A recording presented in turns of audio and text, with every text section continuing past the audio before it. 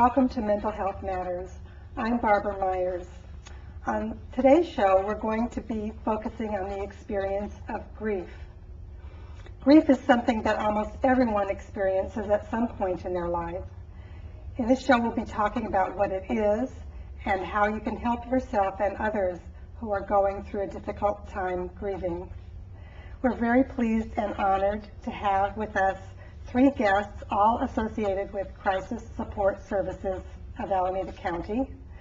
First, I'd like to introduce Dr. Nancy Fuller-Hebel, who is a licensed clinical psychologist, and she works with people who are grieving. Welcome, Nancy. Thank you.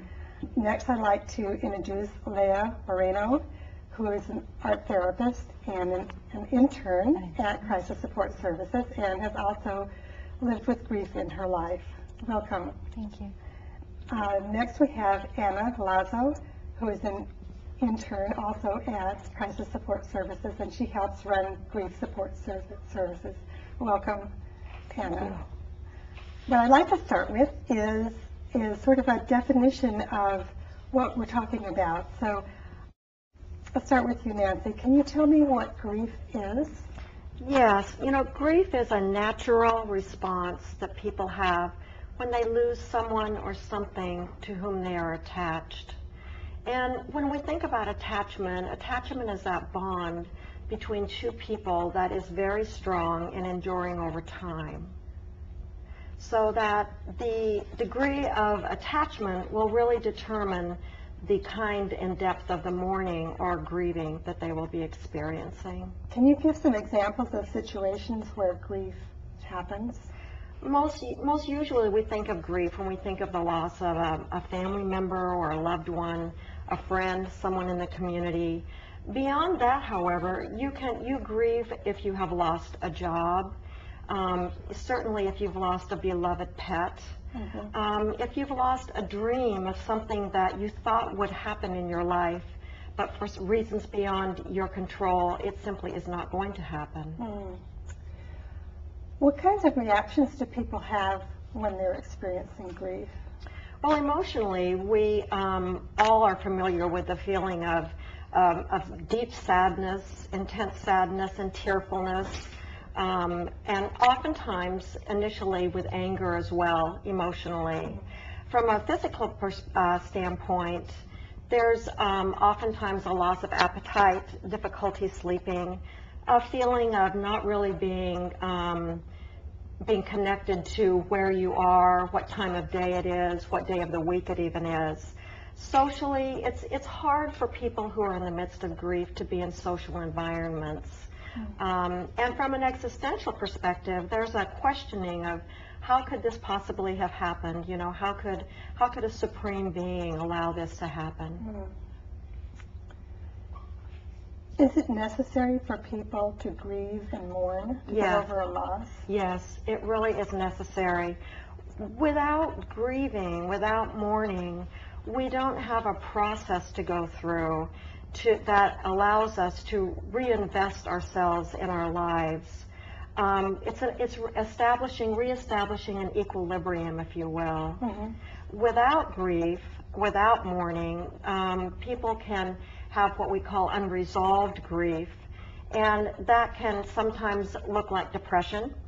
At other times, people become just stuck in the moment in time that their loss occurred, and they're not really able to, as I said a moment ago, reinvest themselves and become hopeful. There's been some people that have proposed that there are different stages that people go through when they grieve. Some say it's a roller coaster rather than a set of stages. Do you find this to be a helpful concept? I do. I find it helpful for people who are grieving. I also find it helpful for people who are supporting the person who's grieving, and also for mental health professionals as well. And what stages do you see? Well, we're all familiar with Elizabeth Kubler-Ross's stages. I find that there are 4 distinct stages that are helpful, and the first stage is one of accepting the reality of the loss. And that's where the mourner goes through the roller coaster that you just mentioned. There's a tendency to vacillate between behaving rationally at times and irrationally at others. This is when there's complete disbelief. I can't believe this is happening to me. A great deal of tearfulness. Kind of a deja vu, people will describe, that the loved one will walk through the door, or someone with a beloved pet will talk about hearing the pet in the other part of the house. It's just a period when people can't believe what's happening. And supporters are oftentimes in the same state of disbelief as well. But it can't be underscored enough how important a person's presence is, for just to be there emotionally and to be there to listen to the person who's just had the loss. The second stage is what we call the working through the pain. And this is where the pain of the grief becomes extremely intense. And some people describe it as a literal physical pain that accompanies the emotional and behavioral pain. The mourner's task at this point is to tolerate these intense feelings and not try to run away from them. It's a temptation not to feel these kinds of intense feelings. If someone starts to run away, they may use more alcohol or some drugs.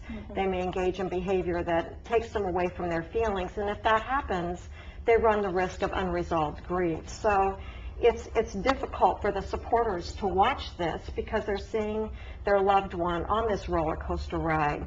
But it's also very important to remember that grieving is a process. It's not a stage, and the intensity of it will end in time. So the supporters can help by being no judgment, no, it's time to get over it, either overtly or otherwise, to listen, and also to begin to ask the question, what can I do to help you? To engage that person who's mourning and in such intense pain, what can I do to help? The third stage is adjusting to a life without the other, or without the dream, or without the job. And that's usually taking stock of what was the role of the other.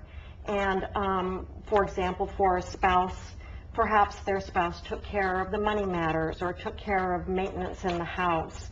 If it's someone that you're not living with, what was it that, what kind of psychic space, if you will, did this person consume? And so how am I going to go on without them? And so in this stage, the supporters can be very helpful by being more proactive, helping the mourner in terms of go to the bank with them if that's what they need to do, or go to Home Depot, or find the plumber.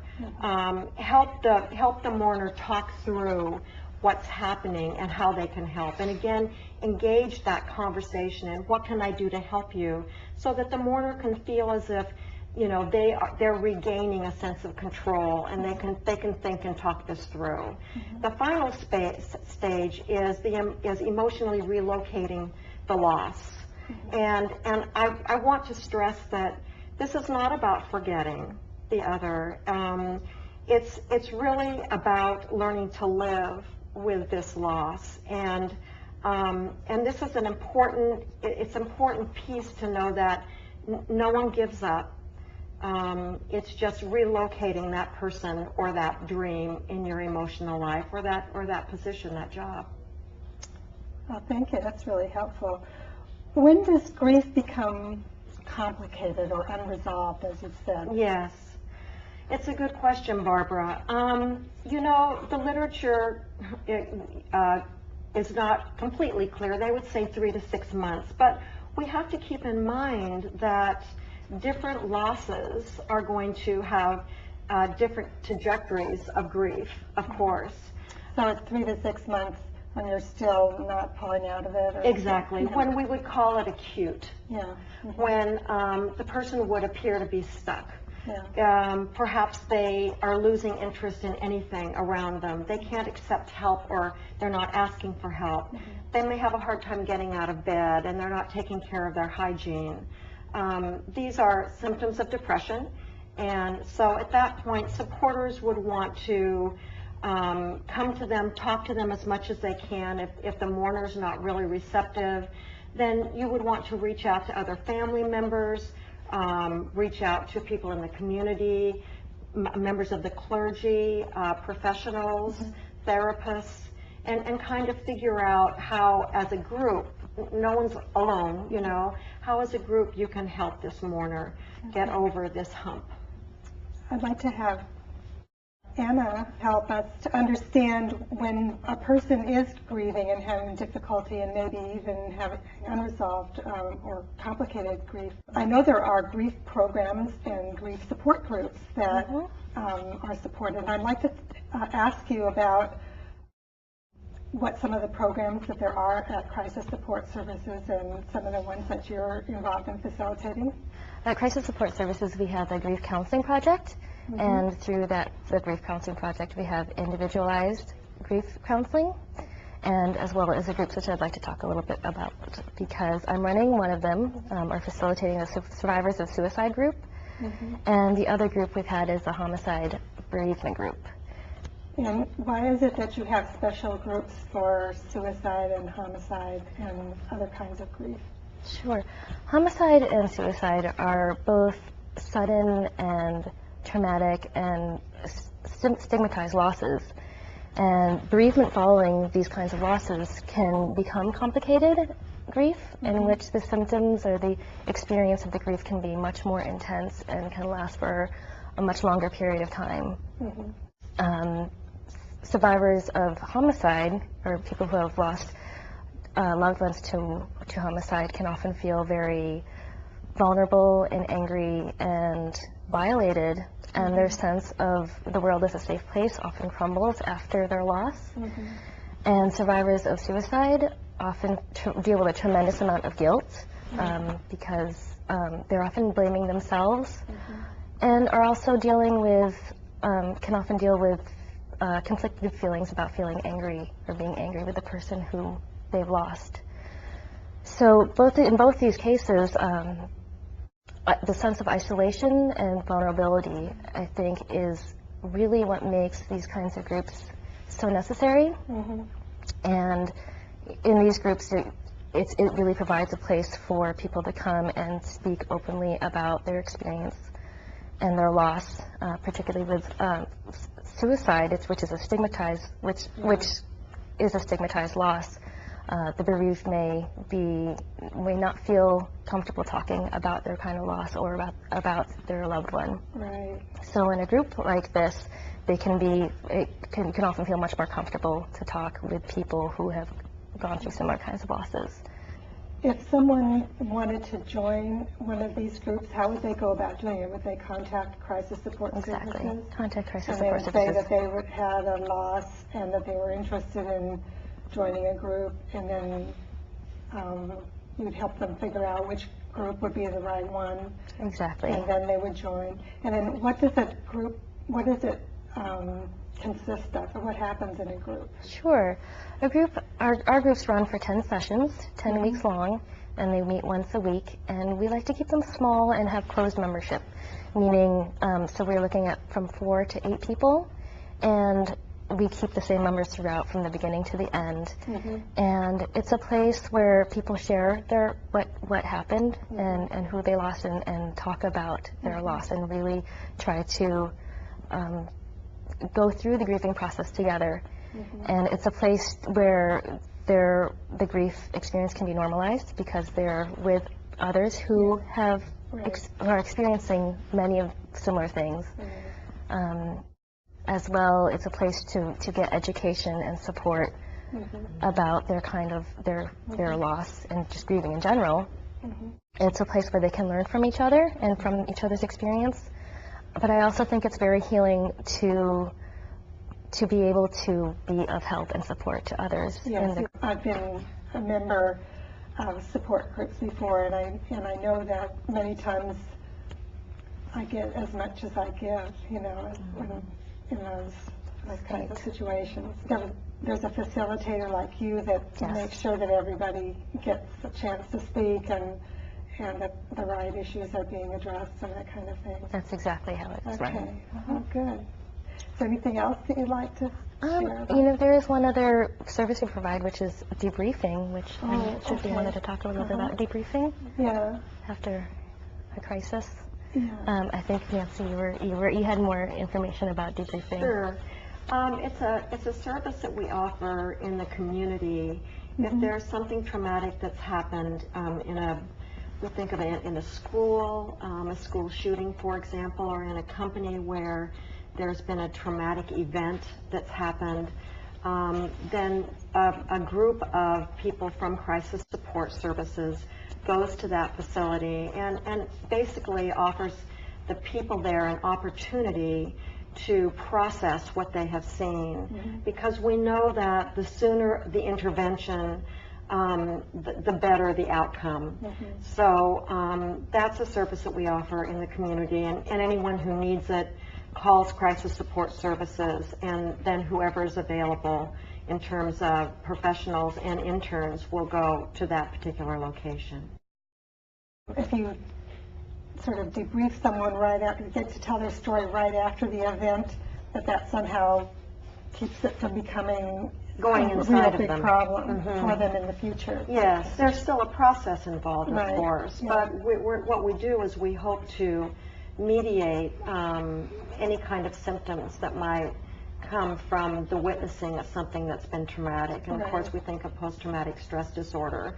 And so we can offer this service, and if the person feels that, or we feel that their trauma is being activated, if they've had previous traumas, the chances are that it'll be a little bit more serious for them because they're more vulnerable, then we can offer referrals for them, and it's a way of, again, participating in the community. Well, good. So Leah, I'd like to ask a question. Every time you grieve, is it unique to a person or unique with each death? Because our relationships are very unique in themselves, the grief and loss, the experience can be very unique. So, for instance, the loss of, for instance, my grandmother is very different than the loss of my brother. However, with each loss, there's also everyone is going to grieve differently. So another thing to take into consideration is also the developmental understanding of death. So we have a child might grieve one way, and an adolescent might understand it differently, and so and also an adult might understand it differently. So we have to take into consideration the understanding and maybe tailor some of the grieving. When do we know that grieving has come to a natural completion? Such a good question. Thank you for asking it, Barbara. You know, it's, again, as I said earlier, it's a process, not a state. And I think people who are oftentimes in the grieving process become overwhelmed and feel overwhelmed and fearful that it will never end. But it does. And we know that it ends when the mourner is able to reinvest in their lives. They are able to be hopeful about their future. They can think of the loss without intense feelings of being overwhelmed, of feeling tearful and intensely sad. They'll certainly feel sad, but it doesn't have the same kind of intensity. It doesn't keep them from doing what they want to do with it. That's exactly right, and that's the reinvesting part, you know, reinvesting in self as well as reinvesting in others. When the person can experience gratification and adapt to new roles, you know, that's the reinvesting in self and other. And again, I really would want to stress that the loss is never forgotten. You know, it's never forgotten, but rather it's honored and it's cherished. And the loss doesn't drive the person's thoughts so much anymore, but rather it becomes a part of them as a whole. Leah, I'd like to talk with you a little bit about your own experience of grief, and could you tell us about the circumstances of your loss and what happened? Well, I remember getting a call in the middle of the night that there had been an accident, and that my brother was killed in the accident. Oh, I'm And so sorry.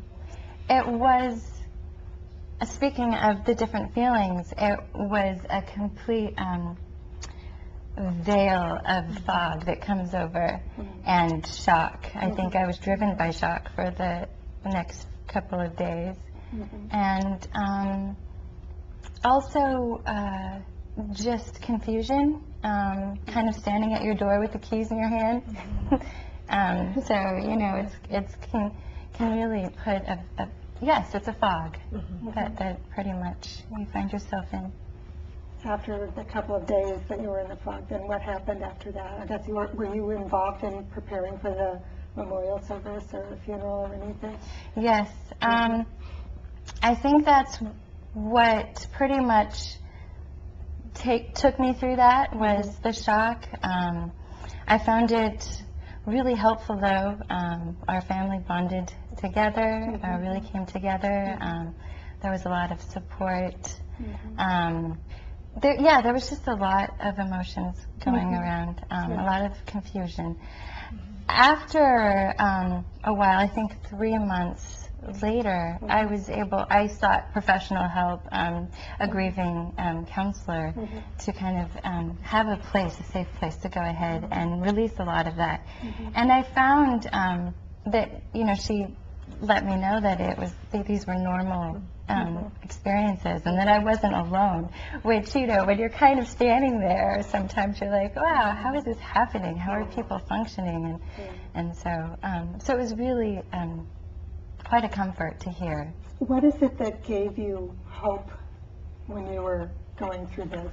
Was it the therapy and learning that you were not alone, or? Yes, the counseling, and also just having a connection with friends and family, being able to kind of say, I'm hurting right now, and to be also able to say, I miss him right now. It was nice to have that witnessed.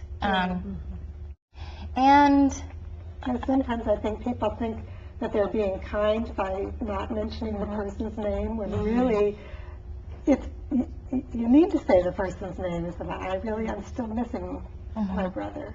Yeah, so that was the hope that got me through, was also being with family and friends. And what keeps you on an even keel now? Within my journey through this, unique journey through this, I found doing creative work, poetry, drawing, sculpture, painting, as much as I can do creatively for myself, and also to still have the open connection with family and friends.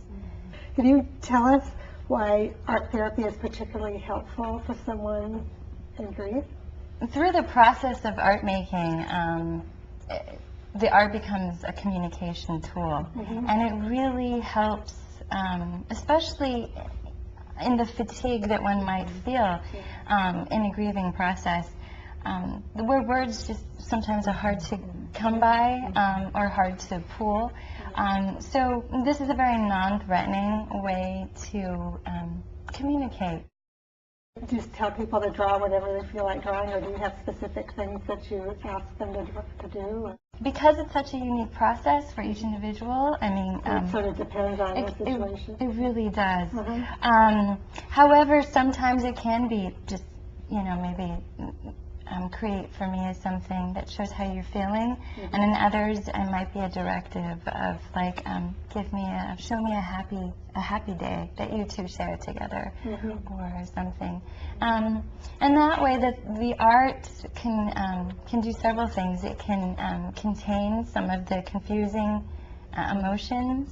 It can also externalize some of the emotions, and also kind of forming a visual aid for both a counselor and the bereaved or mourning individual. And so you can kind of, you know, figure out how you're going to move around, and it can tailor the therapeutic experience. And then there's a memorializing aspect to it, that you could actually spend a little time with your memories with the person. I'm glad that the county has something like this. I'd like to now ask those of you who are watching the show, I'd like to give you a challenge. Do you know someone who is living with grief, intense grief right now? Maybe it's someone that you know, or maybe it's you. Can you think now of how you can understand that experience and you can be supportive of them or supportive of yourself? What can you suggest? What can you do to help? Nancy's given us a lot of good ideas at various different stages of grief, and we have examples of various groups and therapies and so forth that are helpful. I'd like to give you the assignment of thinking about what could help in that kind of situation. I'd like to give you some resources and organizations for those of you who are watching. All three of our guests are from Crisis Support Services of Alameda County. They have grief and senior counseling programs, and their phone number is 1-800-260-0094. The suicide hotline is 1-800-309-3121. There are several organizations that have presence on the internet that can be helpful. One is the Compassionate Friends, which is for bereaved parents, people who've lost children. Another is the Grief Recovery Institute.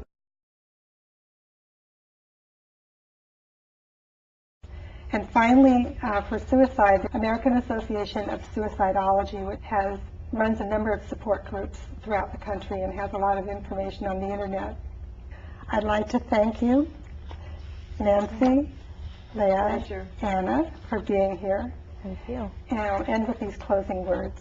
Take courage, friends. The way is often hard. The path is never clear, and the stakes are very high.